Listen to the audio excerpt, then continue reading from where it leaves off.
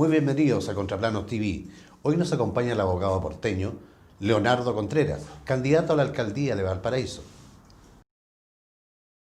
Leonardo, con respecto a la construcción del Terminal 2 de Valparaíso, una obra que ha tenido un gran retraso, ¿a quién responsabiliza de la falta de entendimiento para enfrentar las obras portuarias? ¿Usted estima que la ciudad no debiera centrar su futuro, más bien dicho, en las exportaciones e importaciones?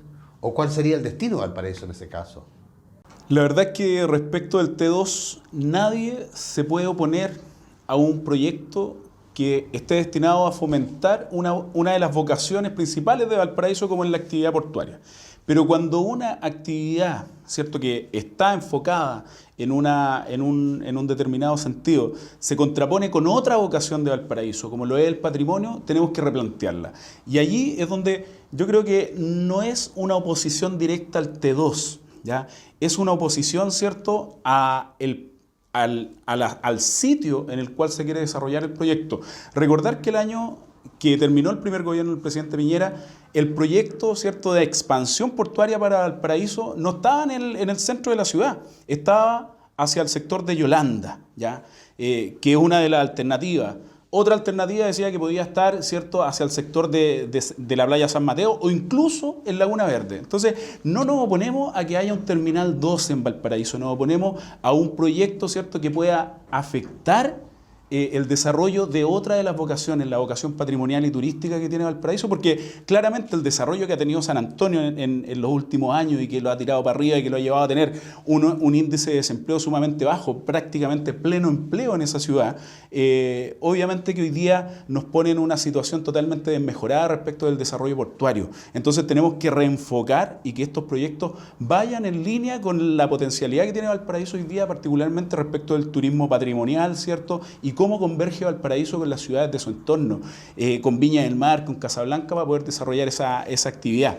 Lamentablemente el proyecto, claro, se ha retrasado por una excesiva judicialización en el contexto de la institucionalidad medioambiental.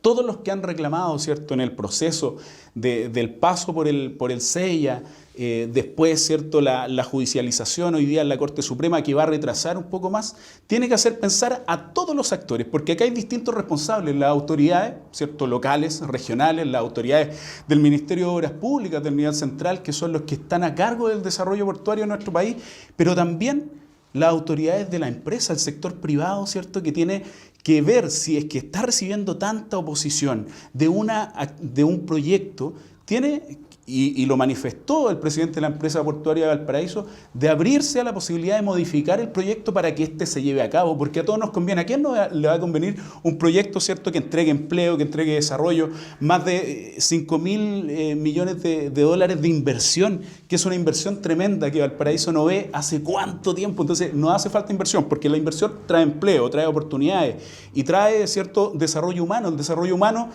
sirve para enfrentar distintas situaciones: delincuencia, educación, calidad de vida. Entonces tenemos que saber dialogar, y ahí ha faltado liderazgo, ¿cierto?, desde la autoridad local y también desde la autoridad central, y hoy día, al ver disposición desde la empresa privada, tenemos que aprovechar esa oportunidad. Se ha abierto una ventana que no estaba abierta hace 2 o 3 años atrás. ¿A qué se debe el aumento del comercio ambulante y cómo ha impactado al comercio establecido?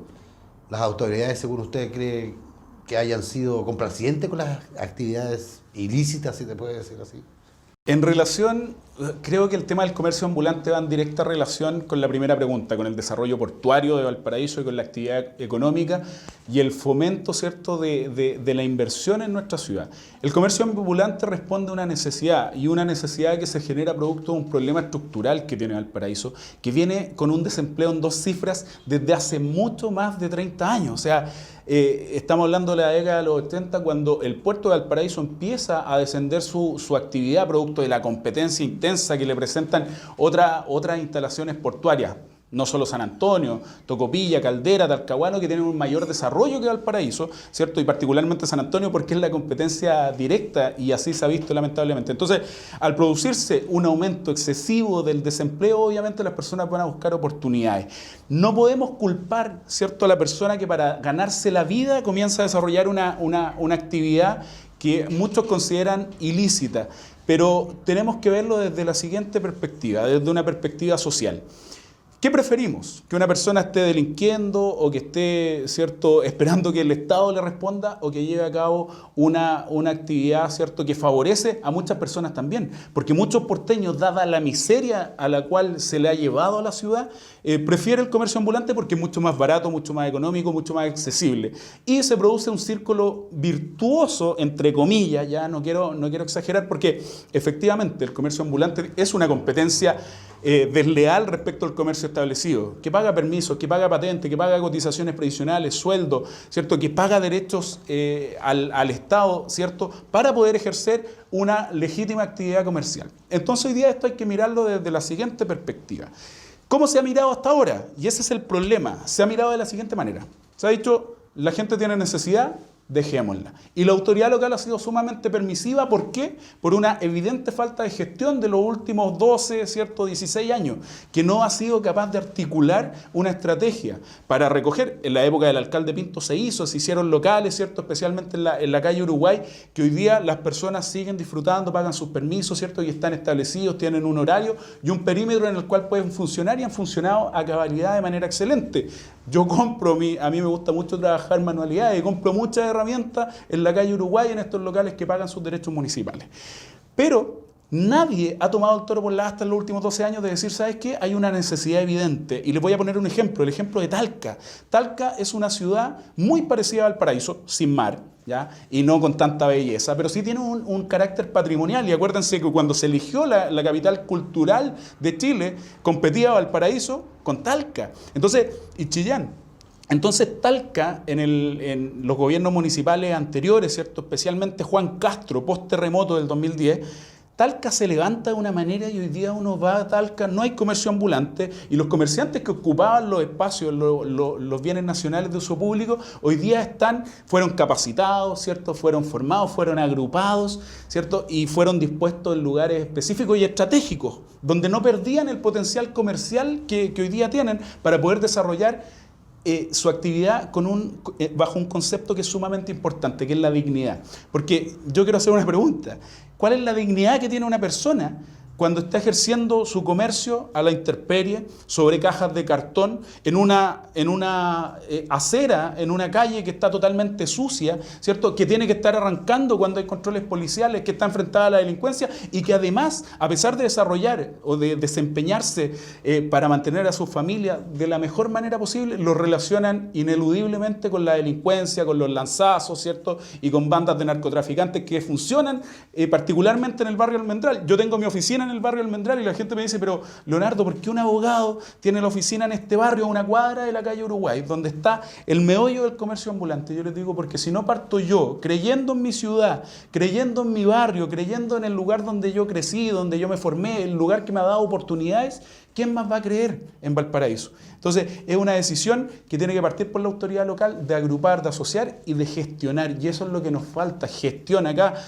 Cuando hay un problema en Valparaíso, los alcaldes, ¿qué hacen? Le piden plata al presidente, le piden plata, en vez de gestionar, en vez de desarrollar proyectos. Yo me pregunto cuántos proyectos habrá tenido la SECPLAC en los últimos 12 años. No se ven proyectos relevantes en Valparaíso, no se ven obras en Valparaíso, y eso es un problema que obviamente repercuten en el empleo, y obviamente quien está desempleado va a buscar una oportunidad. ¿Y cuál es la oportunidad en Valparaíso? Salir a la calle y vender en el comercio denominado ambulante. Las ocupaciones de terreno han aumentado durante la pandemia en Valparaíso de forma disparatada. ¿Usted advierte la existencia de políticas que contribuyan a resolver los temas de los campamentos? ¿Cree usted que la autoridad ha hecho algo al respecto? Cuando tenemos una ciudad donde hay falta de oportunidades, donde la calidad de vida ha ido descendiendo en sus niveles en los últimos años, tenemos que recapacitar. Valparaíso como región representa el 10% de las 700.000 viviendas del déficit que ha cuantificado el Ministerio de Vivienda y Urbanismo. Entonces, en Valparaíso se da una situación muy particular. Valparaíso nace y crece a partir de tomas de terreno. ¿ya? Porque es una ciudad relativamente nueva, ¿cierto? Más encima, es una ciudad que se ha visto afectada por incendios, terremotos, y después de un incendio, después de un terremoto, las personas vuelven a construir y volvemos a construir porque nos gusta Valparaíso, nos gusta habitar en este lugar, en nuestros barrios. Cuando una persona o un grupo de personas, ¿cierto? La realidad de los campamentos dice, la definición que tenemos en Chile, que son 8 viviendas que no cuentan a lo menos con un servicio básico, ¿ya? O sea, volvemos al concepto del comercio indigno, ¿cierto? Porque acá hace falta entregarle una solución a la persona que constituya una vivienda digna. Cuando una persona se va a vivir a un campamento, a una toma, y esto no lo han entendido las autoridades para hacerle frente, son personas primero que tienen una necesidad. Hay muchos que hacen negocio y eso es indesmentible. Pero son personas que tienen una necesidad, que tienen un arraigo por un determinado barrio, por un determinado sector. ¿Qué es lo que hay que fortalecer acá? Nadie ha visto nunca funcionar con fuerza y con un enfoque claro un departamento de vivienda municipal en Valparaíso, que se haga cargo como entidad patrocinante, que trabaje de la mano con el Servio para solucionar esta problemática, que se capaciten. Todo lo contrario, priman siempre los intereses políticos partidistas o no partidistas, simplemente políticos, de contratar operadores políticos y dejamos de lado a los técnicos. Perdemos un gran potencial de profesionales que conocen Valparaíso, que saben cómo construir en Valparaíso, que conocen la necesidad de Valparaíso, que conocen los barrios, que conocen los dirigentes que constantemente están buscando una solución de vivienda para las personas. Y lamentablemente esto ha sido tolerado y cuando uno tolera estas situaciones no encuentra una solución definitiva.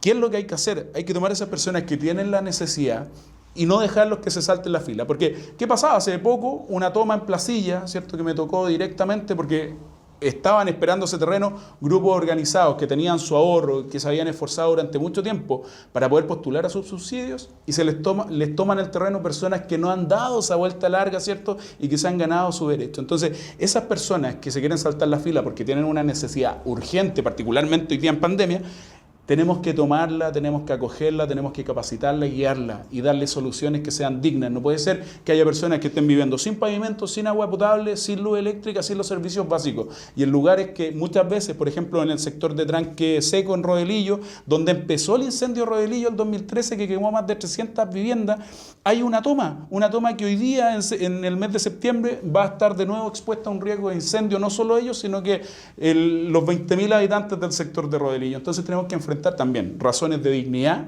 de vivienda y también razones de seguridad para que las personas puedan estar a salvo de estas situaciones que siempre sabemos que afectan a Valparaíso. La delincuencia es otro fenómeno que tiene complicadas a las autoridades y a la población sumamente preocupada. ¿Cree usted que las policías cubren la seguridad en los sectores más postergados? ¿Cuál es su visión al respecto? La delincuencia hay que verlo como un fenómeno social muy complejo. Hay factores que influyen en cómo crece, cómo se da y cuáles son los delitos que se dan en particular.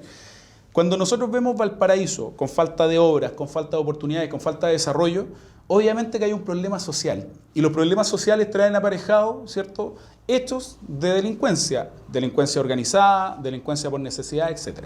Y obviamente que las policías son importantes y tenemos que tener unas herramientas que sean represivas y que sean preventivas in situ para enfrentar los delitos que hoy día se están cometiendo en Valparaíso.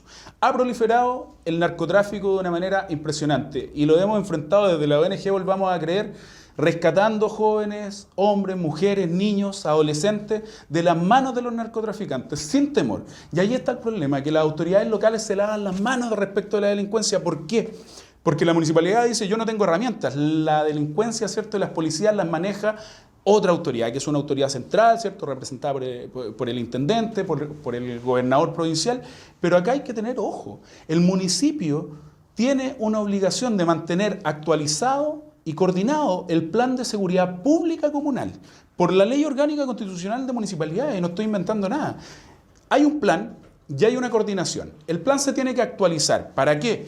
Para atender la realidad del fenómeno delictual en la ciudad, en la comuna, ¿cierto? Si antes teníamos lanzazos y teníamos robos por sorpresa, robos con intimidación, robos en lugares, ¿cierto?, habitados, no habitados, en negocios, hoy día tenemos otros fenómenos que tenemos que ir enfrentando y que tenemos que actualizar ese plan. Pero por otro lado, ¿cierto? Tenemos que actuar coordinadamente con las autoridades que son el brazo fuerte, ¿cierto? del accionar policial.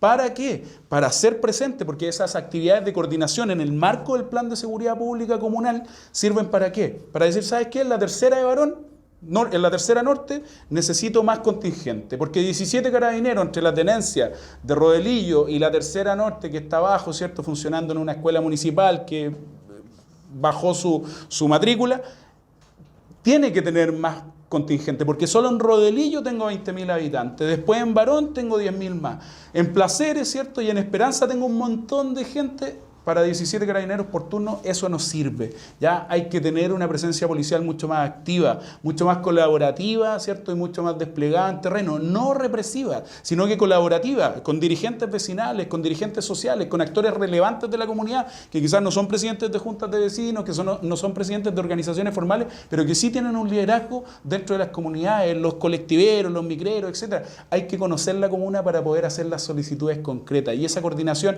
es necesaria. Y por otro lado, nosotros venimos pensando y se lo hemos propuesto al actual municipio de que dentro de la SECPLA, de la Secretaría de Planificación Municipal, haya una oficina particularmente dedicada a desarrollar proyectos de seguridad para financiar, ¿cierto?, drones, si es necesario. ¿Por qué solamente en Las Condes tenemos drones? ¿Por qué no puede ser en Valparaíso?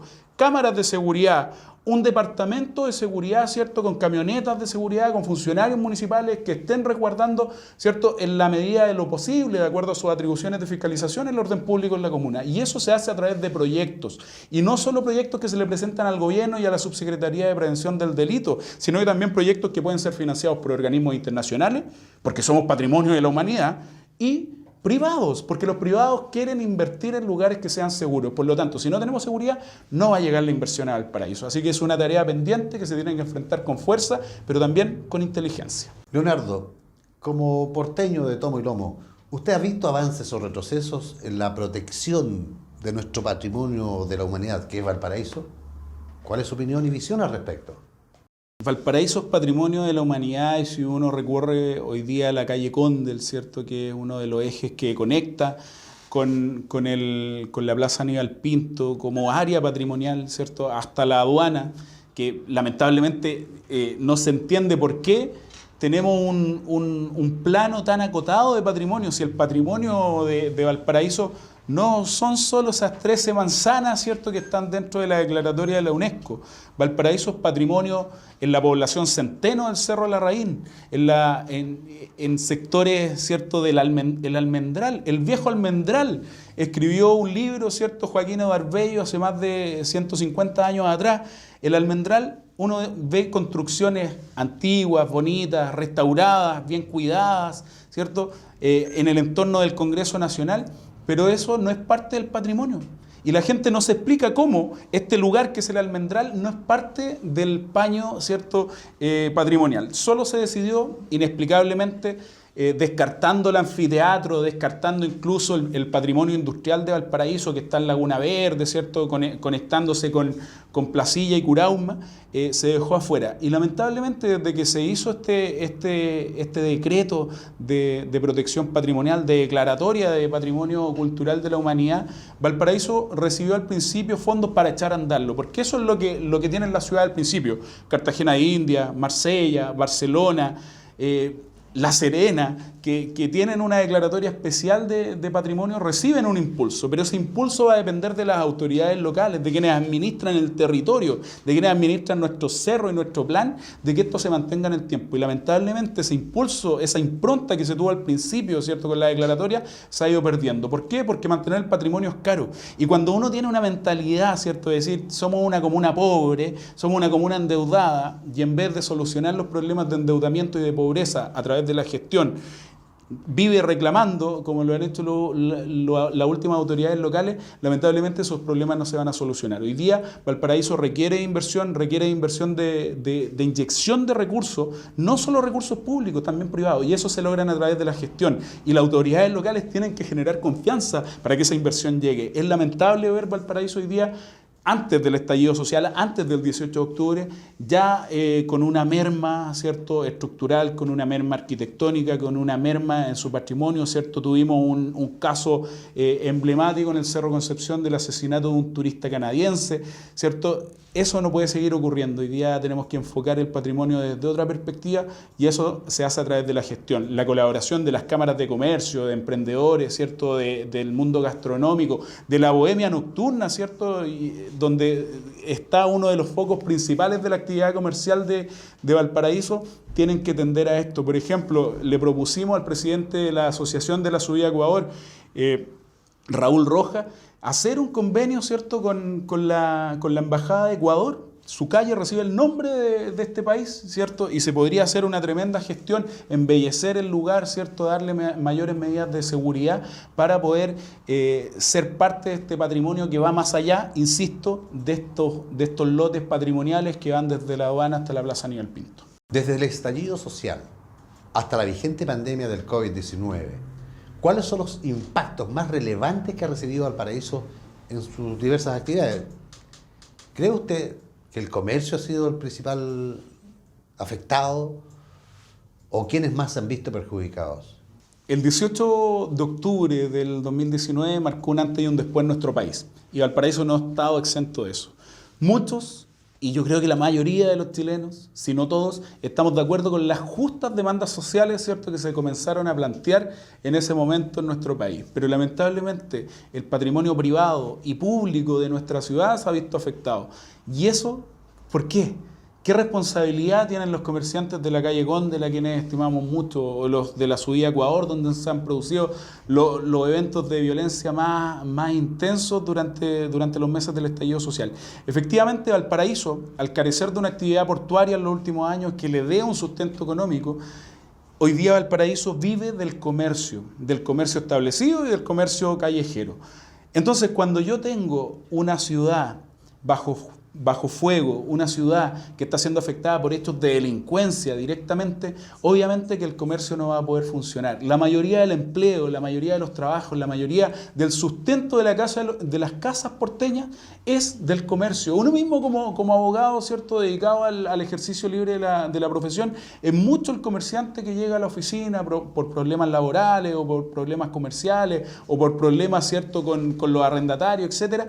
Y obviamente es una cadena, porque hoy día lo que tenemos en Valparaíso es una actividad comercial eminentemente desarrollada. O sea, Valparaíso hoy día vive del comercio, de bienes y servicios. Antes era, ¿cierto?, cuando era la actividad portuaria se vendían lo que los libros antiguos dicen vituallas y aparejos. Así habla el Código de Comercio aún respecto de los enseres que se le entregaban a las naves, ¿cierto? Y de eso vivía Valparaíso y de todo lo que estaba asociado al puerto. Pero eso hoy día, ese puerto que funcionaba con 14.000, 7.000 después trabajadores, hoy día funciona con no más de 700. Entonces, cuando hablamos de la calle Conde, de la avenida Pedro Montt, de la calle Victoria, de la subida a Ecuador, del barrio Puerto, ¿cierto?, que está en la zona patrimonial con restaurantes, con hoteles, con tiendas de electrónica, las galerías, los famosos caracoles de Valparaíso. No tenemos mall en Valparaíso. Yo Paseo Ron no lo considero mall, pero los malls de Valparaíso son los caracoles, donde nos vamos a cortar el pelo. Los malls de Valparaíso, ¿cierto?, son las ferias navideñas, donde nos compraban los juguetes, donde yo le compro los juguetes a mis hijos. Entonces, esa es la identidad porteña y obviamente cuando yo tengo la imposibilidad o las restricciones que tuvimos en diciembre para las ferias navideñas, ¿cierto?, se complica la actividad económica, se complica el sustento de los porteños y obviamente el comercio ha sido lejos el más afectado. Pero también la infraestructura pública que costó recuperarla y si no hubiese sido por la pandemia probablemente no hubiésemos recuperado los semáforos de la Avenida Argentina o los semáforos de la calle Brasil, de Pedro Montt, de Bellavista, ¿cierto?, donde se producía un caos absoluto producto de la falta de semáforos. Así que no solo el comercio, sino que también la infraestructura pública que nos sirve a todos. El alcalde Jorge Char instaló un eslogan que es Alcaldía Ciudadana. ¿Considera usted, Leonardo, que el porteño se siente integrado y partícipe de este concepto? ¿O es solo un eslogan? De repente se cometen muchos errores y quiero ser no duro con esta administración municipal, pero les quiero recordar, ¿cierto?, que las peores guerras del siglo XXI, o sea, del siglo XX, partieron por la propaganda. La propaganda nazi, ¿cierto? Los jóvenes nazis, los jóvenes alemanes querían usar la esvástica en su brazo. Y la propaganda es sumamente importante, el logo, el nombre, para avanzar en la idea. Y yo creo que todos tenemos un eslogan, ¿cierto?, cuando queremos sacar algo adelante, una idea de fuerza. Y creo que la Alcaldía Ciudadana nos convenció a muchos, ya, porque no partió como un proyecto del actual alcalde, sino que partió como un proyecto realmente ciudadano que trascendía los colores políticos. Y trascendía los colores políticos porque yo también fui parte de él. El actual intendente de Valparaíso también fue parte del Pacto de la Matriz. Y muchos comerciantes que hoy día se ven muy arrepentidos de haber apoyado este movimiento también eran parte. Entonces, la disidencia viene dada porque esa expectativa que se formó de una alcaldía ciudadana participativa en la práctica no existió. El integrar a los porteños, porque el ciudadano, primero, es el porteño, al que la Municipalidad de Valparaíso tiene que favorecer. Pero resulta que todos los jefes de unidades municipales, ninguno es de Valparaíso. Tenemos ciertos abogados de afuera, ingenieros de afuera, asistentes sociales de afuera. Y yo me pregunto, ¿acaso en Valparaíso no tenemos un capital humano, cierto, que haya salido de nuestras universidades, de la Católica de Valparaíso, de mi alma mater, de la Valparaíso, de la UPLA? Somos ciudad universitaria a propósito de las vocaciones que tiene Valparaíso.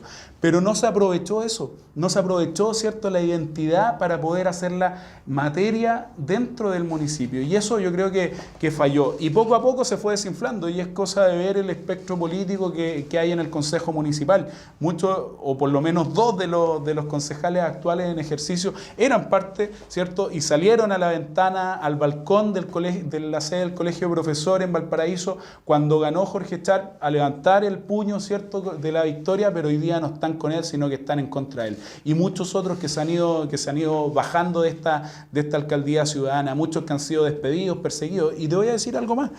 Los primeros ciudadanos con los que se tiene que relacionar el municipio son sus funcionarios.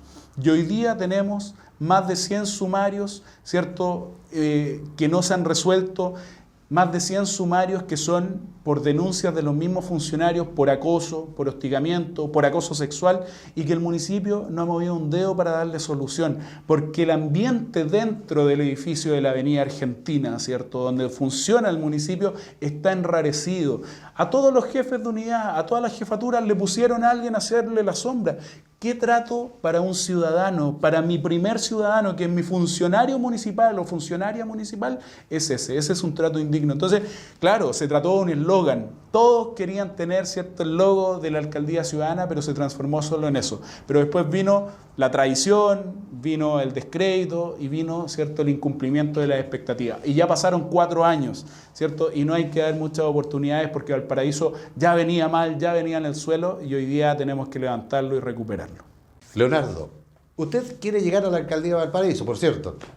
Ahora, ¿cuál es el motivo que lo impulsa a enfrentar este gran desafío de ser elegido alcalde de Valparaíso? Valparaíso creo que merece mucho más, y creo que eso es lo que me motiva, tener la convicción. Y aquí quiero hacer el paralelo porque yo estoy casado hace mucho tiempo con mi señora, tenemos 4 hijos, y cuando me pregunta por qué me casé por amor, ¿ya? Y cuando uno decide emprender, ¿cierto?, un desafío tan magno como enfrentar no al actual alcalde o a los otros candidatos, sino que enfrentar las problemáticas, ¿cierto?, y el deterioro de la ciudad de Valparaíso, uno dice ¿por qué? Y esa pregunta me la hice el año 2012 el día que di mi examen de grado. Cuando llegué a la Casa Central de la Católica, ¿cierto?, muy nervioso, con un pésimo corte de pelo, todavía lo recuerdo, miré la ciudad desde el Muelle Barón y me pregunté por qué me quedé aquí, y la respuesta fue la misma: por amor.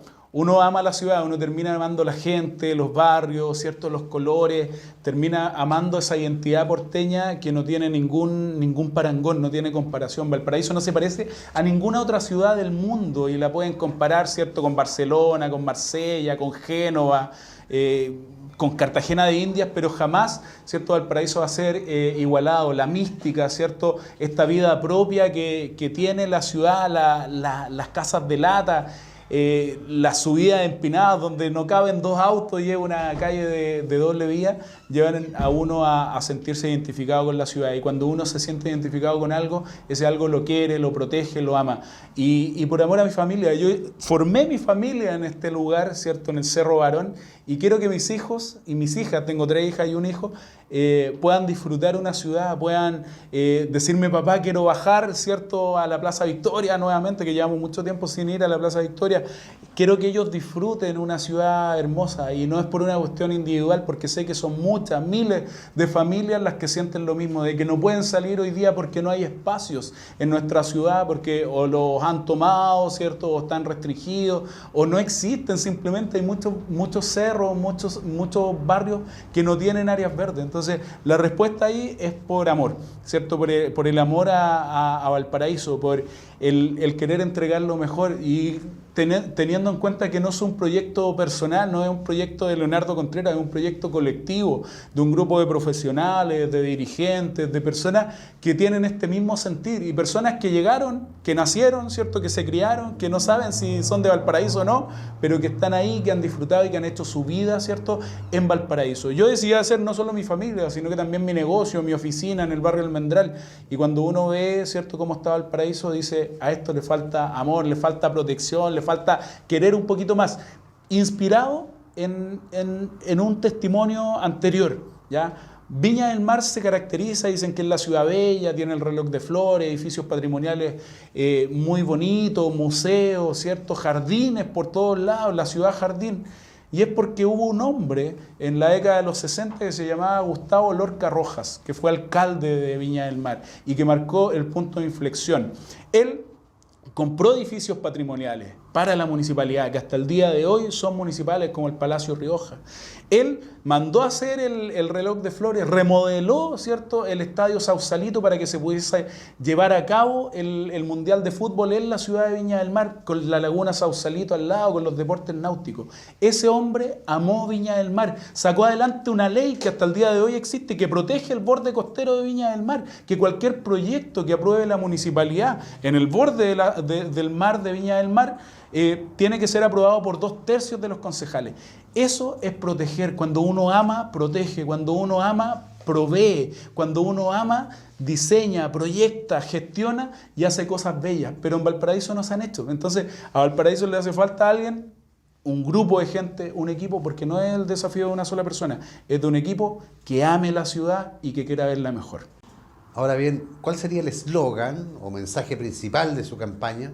Para llevar a cabo ideas, soy un convencido de que no hay que inventar la rueda, como dice el dicho. Hay que sacar moldes. Y si uno ve lo que ha hecho el alcalde de Lima el último tiempo, o lo que se hizo a principios de este siglo en Marsella, Francia, que se transformó en la capital del Mediterráneo, ¿cierto?, la capital francesa para el Mediterráneo. Una ciudad muy parecida a Valparaíso. Marsella tiene 3 grandes ejes, dicen su alcalde: el puerto, el patrimonio y el club deportivo, Marsella.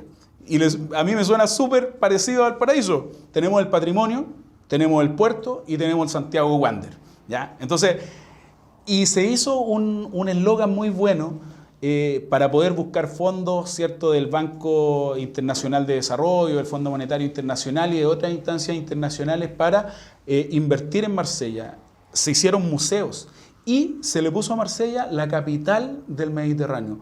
Valparaíso fue la joya del Pacífico. ¿Por qué no podemos volver hoy día a ser la capital del Pacífico? La cuenca del Pacífico es una cuenca sumamente productiva desde el punto de vista del transporte, del comercio internacional, y hoy día es una tremenda oportunidad. Somos vecinos de Estados Unidos, de Perú, de Ecuador, de Colombia, de Japón, de China, de la India. Somos vecinos de las grandes potencias mundiales, ¿cierto?, en conjunto o individualmente consideradas, y eso no lo hemos aprovechado. Podemos ser la capital del Pacífico, y creo que esa es la idea central de un proyecto para Valparaíso. Hoy día podemos llegar a ser una capital de clase mundial, ¿cierto?, y que enfrenta a Chile y que abra la puerta de Chile hacia esta tremenda cuenca comercial, humana y cultural que es la cuenca del Pacífico. ¿Por qué no tener el Museo del Pacífico en Valparaíso? El museo, ¿cierto?, que recoja la cultura de Rapa Nui, la cultura, ¿cierto?, de Japón, la cultura de China, la cultura de Perú, nuestra propia cultura que en estos 4.000 kilómetros de costa es tan rica y tan diversa. ¿Por qué eso no puede tener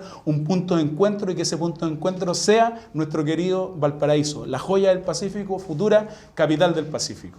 ¿Cómo entusiasmaría a los porteños y porteñas para que voten por usted? Enrique, esta puede ser la pregunta más complicada de todas las anteriores, porque, como te decía, Valparaíso hoy día está con depresión. Y es una depresión que se viene arrastrando hace más de un siglo. Después del terremoto de 1906, Valparaíso sufre una transformación cultural, social y económica importante. Después de haber sido pionero en tener el primer periódico, el primer supermercado, el primer banco, la primera bolsa de comercio, el primer club de fútbol profesional de Chile, el Decano, ¿cierto?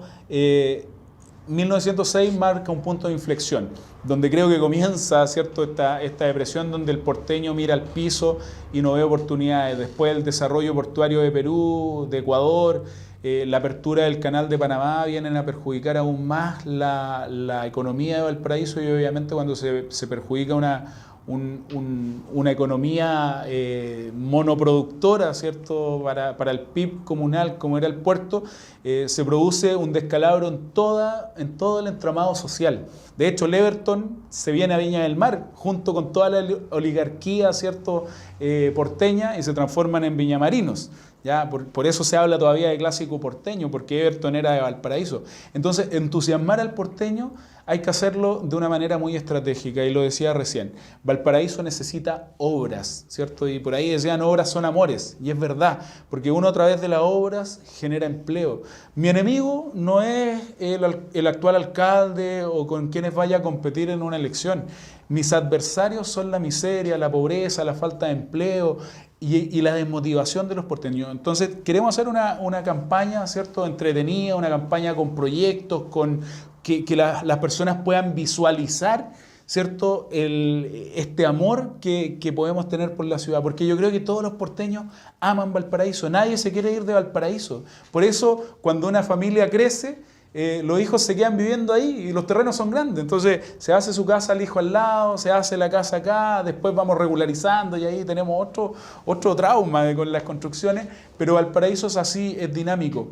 Pero es una ciudad que hoy día está entristecida, ¿cierto? Esa joya del Pacífico, esa capital del Pacífico de múltiples colores, hoy día está opaca, está gris y está lamentablemente muy difícil de enfrentar. Pero por eso tenemos la energía, tenemos las ganas, y de verdad que cuando uno ha tenido una familia y cuando uno forma una familia, yo no vengo de un origen socialmente o económicamente bien posicionado, vengo más bien soy hijo de un chofer de micro y de una dueña de casa, ¿cierto?, que tuvo que salir a hacer aseo a las casas de los vecinos, y que cuando yo entré a la universidad terminó sus estudios, se capacitó y terminó sus años como funcionaria municipal, como bibliotecaria, asistente de la educación. Entonces hemos ido creciendo como familia, y ese ejemplo, me acuerdo que cuando teníamos las dos niñas más chicas con mi señora, vivíamos en una pieza, camarote, cama de 2 plazas y un closet, y era todo lo que teníamos, y el baño al lado y la cocina. Entonces, cuando uno ha vivido ese proceso, sabe que se puede. Y yo creo que hoy día realmente Valparaíso puede crecer, Valparaíso puede volver a levantar, ¿cierto?, el mentón, y podemos volver a mirarnos a los ojos, volver a mirarnos a la cara y poder sacar juntos, porque esto no lo hace solo el municipio, no lo hace solo Santiago y la autoridad central, no lo hace solo el puerto, lo hacemos entre todos. El pequeño comerciante, ¿cierto?, que vende artículos de aseo en la calle, el comerciante establecido y el gran inversionista del puerto, el que construyó el mall, ¿cierto? Todos actuamos, y si echamos para adelante este proyecto lo vamos a sacar adelante. Y esa es la forma de motivar, que todos nos hagamos parte de este nuevo Valparaíso. Muchas gracias, Leonardo, por tu entrevista, y los dejamos invitados a ustedes para la próxima. Esto fue Contraplano TV.